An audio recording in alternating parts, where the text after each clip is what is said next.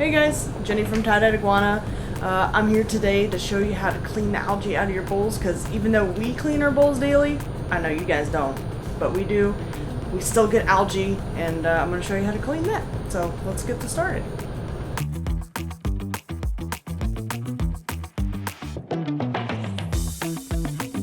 So I have a couple examples right now of these really algified bowls.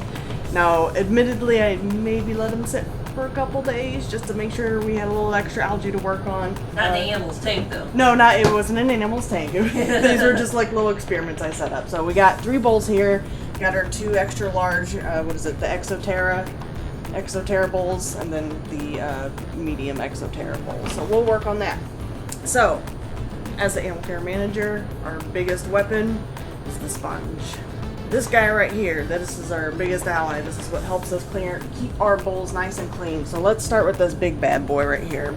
So if we come down here in the sink, I like to, rinse all the debris off that you can get from the tank, do it all around the sides. And then comes the fun part. Go in and just scrub it. Scrub it right off. It does take a little bit of elbow grease, but I always like to use the Brillo pad of the sponge. So that's really good for algae scraping. Usually I only use the sponge side whenever we have a decently clean bowl, just to get any of that bacteria off. Just go ahead. And as you can see, these stairs are a little on the hard side to clean with the sponge, even with full extra power. So we have another tool that I love, toothbrush.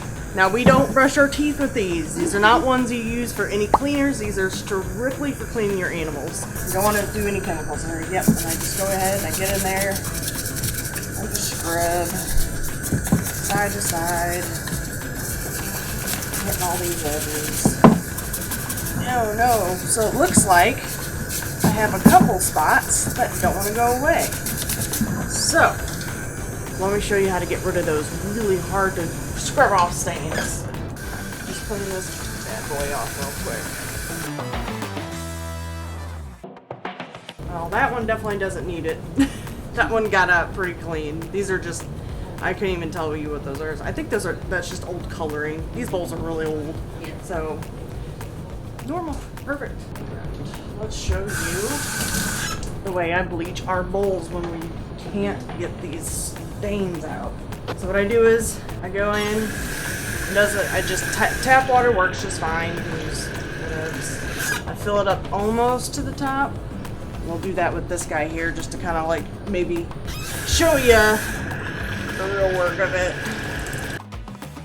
And you always want to make sure that your water is just past where your algae line is, because then you'll actually be hitting it. So let's grab some bleach.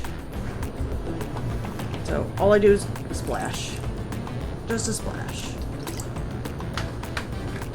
Obviously you don't want to use your finger. I use my finger, but I'm going to go wash my hands real quick.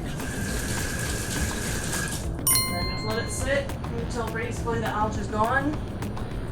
You can already see that it's working its magic there. Same here. It's still kind of working a little bit. Sometimes I'll add just a little bit more just because that should be doing it. And then usually I let it sit about 10 minutes and it should be pretty much clear by then. And yeah, we'll cut back when they're nice and clean.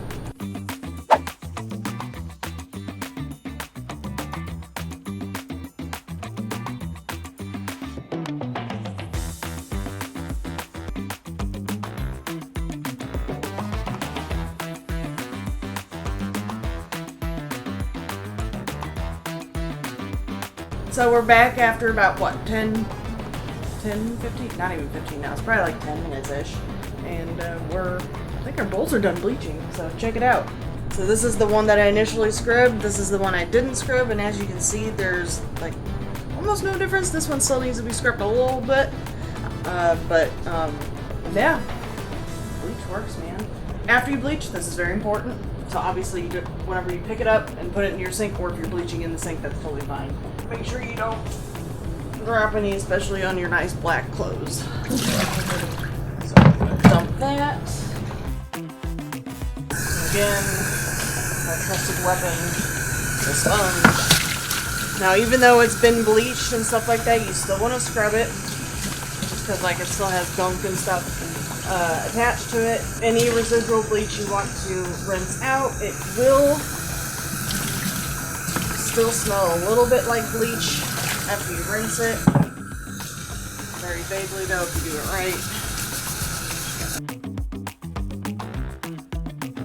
And even the one that I did scrub still has some like sliminess to it, and that's mostly the bleach itself.